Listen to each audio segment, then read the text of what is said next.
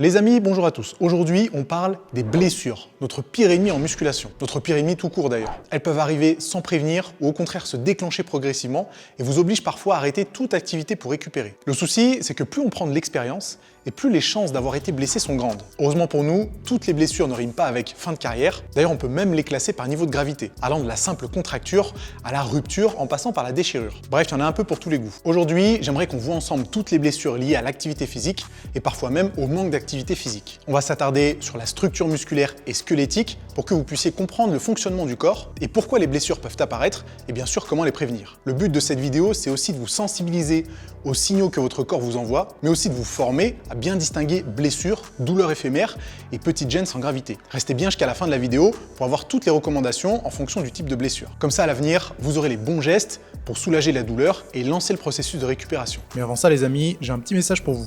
T'as fait des gains ces dernières semaines et du coup tellement fier de toi. T'as pris plein de photos de ton corps musclé pour les montrer à qui on sait. Et puis histoire de prendre en photo chacun de tes muscles, tu t'es un peu mis à poil pour pas cacher le matos. Malheureusement mon poteau, que t'as envoyé ces photos à toutes les filles de ton répertoire ou que tu les gardes secrètement dans une application safe sur ton téléphone, bah c'est raté parce que tout le monde peut y accéder et les télécharger. Si tu veux pas que ces précieuses photos se retrouvent dans de mauvaises mains, bah il te faut tout simplement un VPN. Qu'est-ce que c'est un VPN? C'est un logiciel qui te permettra de cacher absolument tout ce que tu fais sur internet. Tout ce que tu fais. Ce que tu regardes, ce que tu envoies, ce que tu écris et même ce que tu penses. Bon, peut-être pas ce que tu penses, faut pas déconner. En vérité, un VPN, ça permet de chiffrer toute ton activité en ligne. Ça masque ton adresse IP, donc t'inquiète, même ton fournisseur internet pourra pas avoir accès ou même revendre les photos de ton magnifique corps. Ah ouais, en plus, tu pourras te connecter à n'importe quel réseau Wi-Fi public sans que tout le monde sache ce que tu fais sur internet. Peut-être que tu fais des trucs chelous. Bref, si tu veux protéger tes données et que t'es un gars qui aime être un peu dans l'ombre comme moi, tu peux te rendre sur nordvpn.com/nas et utiliser évidemment le code NAS pour avoir 77% de réduction. Ce qui fait un abonnement à 2,77€ par mois. Alors les amis, faites pas les pinces, allez prendre un petit abonnement chez NordVPN parce que non seulement ça vous servira tous les jours, mais en plus c'est un gros soutien pour la chaîne. Déjà, en fonction de l'activité physique qu'on pratique, les risques de blessures ne sont pas les mêmes. Si on réfléchit bien, on voit direct qu'il y a des sports où le corps est exposé à un stress bien plus élevé, comme par exemple le rugby, le football, le handball. Mais si on fait un focus sur les sports qui gravitent autour de la musculation, le constat est assez intéressant et même un peu différent.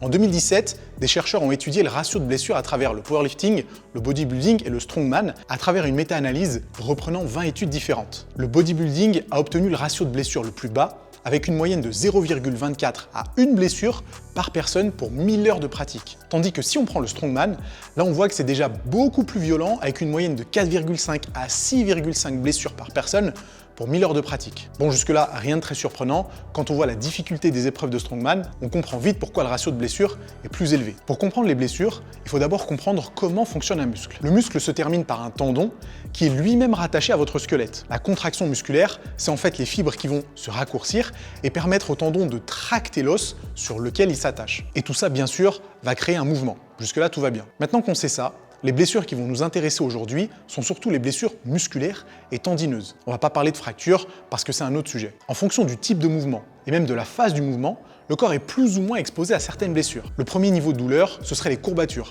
qui ne sont pas des blessures. C'est juste une inflammation temporaire des tissus musculaires, mais chez certaines personnes qui ne seraient pas habituées à ce genre de sensation, ça peut déjà représenter une gêne parfois handicapante. Ensuite, on a la contracture musculaire, qui est due à une contraction trop intense d'une partie du muscle. Généralement, le repos, la chaleur et quelques étirements quand la douleur a disparu feront l'affaire pour vous soulager. Le niveau encore au-dessus, c'est l'élongation. Elle se produit quand un muscle a trop été sollicité en position d'étirement ou encore à la suite d'une contraction trop forte. Après ça se gâte un peu parce qu'on a la déchirure musculaire. Vous vous en doutez, c'est la déchirure de plusieurs fibres musculaires. Et pour vous en parler un peu plus en détail, j'ai demandé à Greg de Major Mouvement de nous éclairer un peu plus sur le sujet et voilà ce qu'il a à nous dire. Une déchirure musculaire, c'est lorsque vous allez mettre beaucoup de contraintes sur un muscle. Il va y avoir deux stades, soit un stade où vous allez juste sentir une sorte de contracture, ça va être douloureux à l'étirement, à la palpation et à la contraction contre résistance. C'est plutôt bénin, les recommandations là-dessus c'est de ne pas faire d'étirement, pas de massage profond, pas vraiment de glace, sauf si vraiment c'est trop douloureux. Pourquoi? En fait, vous allez avoir quelques fibres musculaires qui vont se contracter autour d'un hématome. Cet hématome est le lieu de la cicatrisation. Le froid diminue la cicatrisation, l'étirement empêche l'hématome d'avoir tous les nutriments nécessaires à la cicatrisation et le massage empêche cet hématome.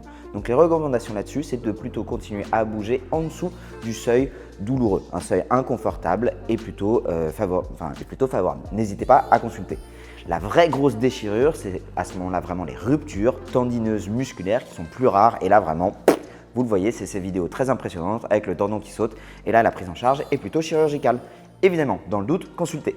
Beaucoup de médecins vous recommanderont l'arrêt total de l'activité physique le temps que la blessure se résorbe. Alors effectivement, c'est vrai que l'immobilisation pendant quelques jours après la contusion musculaire permet de limiter les risques de redéchirure, ce qui est l'une des pires blessures pour les muscles squelettiques. En fait, l'immobilisation permet tout simplement au tissu endommagé de résister aux tensions dues à la cicatrisation, pour éviter justement la redéchirure. Mais, parce qu'il y a un mais, l'immobilisation peut avoir des effets négatifs. C'est bien pour ça qu'il est recommandé de recommencer à bouger avec précaution 5 jours maximum après la déchirure. Après la courte période de repos, il faut recommencer à mobiliser la zone de manière progressive et graduelle. La mobilisation de la zone blessée a montré de très bons résultats concernant la régénération des tissus, qui est certainement due à l'apport de nutriments via l'afflux sanguin. Une étude de 2017 a pris 24 athlètes pour les diviser en 2 groupes de manière aléatoire. Tous souffraient d'une déchirure à l'ischio-jambier, mais venaient d'horizons sportifs variés. Un protocole différent était assigné à chaque groupe. Le premier groupe a suivi un programme de réhabilitation consistant à faire des étirements passifs et du renforcement musculaire isolé au niveau des ischios, et il devait aussi appliquer de la glace pour réduire l'hématome. Le deuxième groupe a suivi un autre programme de réhabilitation bien différent puisqu'il était axé sur un travail de stabilisation du tronc et d'agilité. Alors à première vue, on peut se dire que c'est carrément à côté de la plaque, mais si on y réfléchit bien, les ischio-jambiers ont une insertion au niveau de la tubérosité ischiatique, donc en soi, c'est pas du tout idiot de travailler la stabilité du tronc. Dans le protocole numéro 1, on retrouve des exercices classiques de renforcement et d'étirement, tandis que le deuxième protocole est beaucoup plus axé sur la proprioception et le travail unilatéral. Après 2 semaines, le premier groupe, renforcement, comptait 6 récidives de blessures sur 11 participants, contre 0 pour le groupe stabilisation. 1 an plus tard, le groupe renfo comptait 7 récidives de blessures contre 1 seule pour l'autre groupe. Ça a l'air vraiment positif, mais ce qui est dommage, c'est que les participants ne venaient pas tous du même sport, et donc on pourrait s'interroger sur la nature de leur appui et du stress musculaire induit par leurs pratiques respectives. Le bilan de cette étude est que finalement, faire un travail de stabilisation du tronc et d'agilité permet de revenir plus rapidement sur le terrain avec un risque moins élevé de récidive de blessures. Donc que des bonnes nouvelles. Maintenant, passons à la tendinite. Et encore une fois, on va voir ce qu'en pense un professionnel et comment il pourra nous éclairer sur le sujet. Contrairement aux idées reçues, une tendinite n'est pas un lieu inflammatoire. C'est plutôt une souffrance au niveau du tendon liée parfois à un excès de contrainte. Donc, la meilleure stratégie, ça n'est ni le repos ni les étirements, c'est d'abord dans un premier lieu de diminuer les contraintes. L'adaptation du tissu va justement se faire lorsque vous allez reprendre en charge progressivement sur des capacités qu'il est capable d'encaisser. Pour faire très simple, si vous avez une tendinite parce que vous entraînez le lundi, le mercredi et le vendredi, diminuez l'intensité. Vous pouvez soit enlever un jour d'entraînement, soit faire des mouvements que vous maîtrisez mieux, soit réduire légèrement les charges. La solution n'est pas forcément l'arrêt complet, mais au contraire le bon dosage. Lorsqu'une tendinite traîne pendant longtemps, je vous conseille évidemment de consulter. En tant que kiné, ce que je vois énormément, c'est des pratiquants de sport qui pensent souffrir de tendinite alors qu'ils ont notamment sur le membre supérieur des névralgies cervico-brachiales ou le membre inférieur des cruralgies ou des sciatalgies. C'est en l'occurrence plutôt des douleurs au niveau des nerfs qu'on sait très bien traiter mais qui ne répondent pas au traitement classique des tendinites. Donc sur une tendinite, remise en charge progressive et gestion du stress mécanique, mais avant ça, pensez bien à faire un bon diagnostic. Comme l'a dit Greg, il faut d'abord l'avis d'un médecin, mais gardez bien en tête que dans la plupart des cas, l'immobilisation est rarement la solution. En fait, l'immobilisation aura plus de chances de raidir le tendon que de vous soulager à long terme. Selon une étude de 2019, l'immobilisation est nuisible à la santé du tendon. Il est largement recommandé de suivre un programme de surcharge progressive. D'ailleurs, on entend souvent qu'il faut mettre de la glace pour réduire l'inflammation locale, mais les études n'ont relevé qu'une très faible efficacité. On aurait aussi pu recommander des étirements, en pensant que les muscles autour de la tendinite seraient trop tendus et que ça pourrait être bénéfique. Mais la même étude affirme que les étirements auraient plutôt tendance à aggraver la situation. La récupération d'une tendinite induit souvent des exercices de renforcement musculaire, notamment en excentrique. Mais une méta-analyse de 2015 a mis en évidence que le travail en excentrique présente des limites lorsqu'il est comparé à d'autres types de programmes en surcharge progressive. L'excentrique devrait faire partie d'une rééducation ou d'une réathlétisation, mais ne doit pas forcément être le seul traitement. En tout cas, vous l'aurez compris, le plus important, c'est de ne pas s'arrêter de bouger, sauf contre-indication du médecin. Et avant de conclure, on va voir ensemble différents conseils pour éviter les blessures. Premièrement, il faut travailler le corps dans son ensemble. On a tous nos points forts, nos points faibles et surtout nos préférences. Et généralement, les muscles qu'on préfère travailler sont nos points forts. Ça va, ça c'est tout à fait normal. Mais il faut absolument travailler tous les muscles de manière à avoir une répartition des forces équilibrée. Sans ça, il y a malheureusement un moment où ça peut entraîner des complications, voire même une blessure. Personnellement, je me souviens qu'en 2018, j'avais chopé une tendinite au niveau de l'épaule droite et personne n'avait réussi à se mettre d'accord. Mon médecin du sport avait émis l'hypothèse que ça pouvait être à cause de mes pectoraux trop développés par rapport au trapèze. Du coup, j'ai simplement fait des exercices de renfort axés sur la rotation externe et plus d'exercices pour les trapèzes moyens et inférieurs. Alors je sais pas si c'est grâce à ça, et je sais même pas si la tendinite était causée par ce fameux déséquilibre, mais en l'espace de quelques mois, le tour était joué. Donc voilà, il faut veiller à avoir un physique harmonieux et fonctionnel avec une bonne répartition des forces. Ensuite, évidemment, je pense que vous êtes au courant de l'importance de l'échauffement, mais je vais quand même en remettre une couche. Par exemple, l'échauffement augmente la température corporelle pour que tous les processus chimiques nécessaires à l'entraînement puissent s'opérer. Une revue du Journal of Medicine a mis en évidence qu'augmenter la température corporelle permettait de diminuer le risque de blessure. Mais on peut aussi en déduire que selon le sport pratiqué, l'échauffement doit être spécifique à la pratique. Il permet aussi de lubrifier les articulations en fluidifiant le liquide synovial qui s'y trouve. Donc entre autres, assurer la longévité de vos articulations. L'échauffement doit toujours regrouper ces trois dimensions, cardiovasculaire, articulaire et bien sûr musculaire. Ensuite, on peut parler de l'entraînement en lui-même. Dans le cadre d'un retour de blessure, il y a deux cas de figure. Soit on est au taquet et on n'a qu'une envie, c'est de remettre le plus lourd possible sur la barre pour se rassurer et se faire du bien à son ego, soit on craint le retour de la douleur, ou pire encore, on craint de se reblesser, et dans ce cas-là, on va charger progressivement, doucement mais sûrement. Alors retenez bien ça, c'est pas parce que vous pouvez mettre lourd que vous devez mettre lourd, surtout quand on revient d'une blessure. Parfois en muscu, il faut vraiment prendre du recul et penser long terme. Mieux vaut se ménager et faire en sorte de retrouver ses perfs de manière intelligente plutôt que de charger comme un bourrin et demander à son corps de se plier aux ordres. En réalité, quand on se blesse ou quand une douleur apparaît, c'est le corps qui envoie un message. Le corps parle et c'est à nous de l'écouter.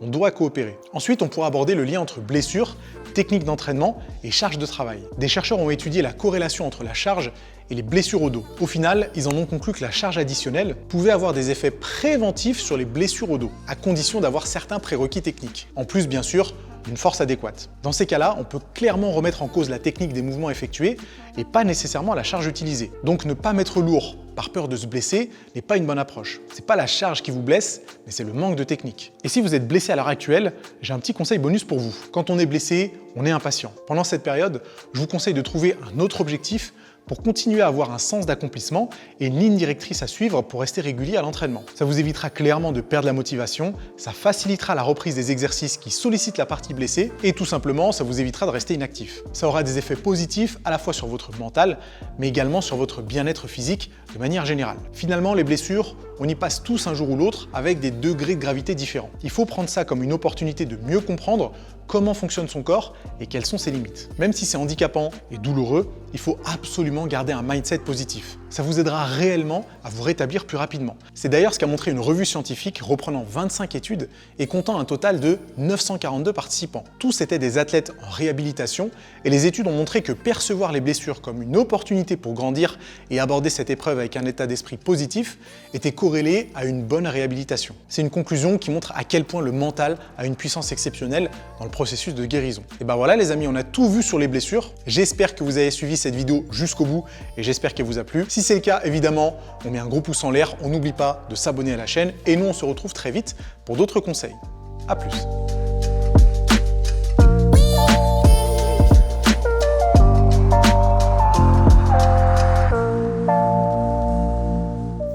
On va s'attarder sur l'âge. On va s'attarder sur l'âge. Putain. Aujourd'hui, j'aimerais qu'on voit ensemble.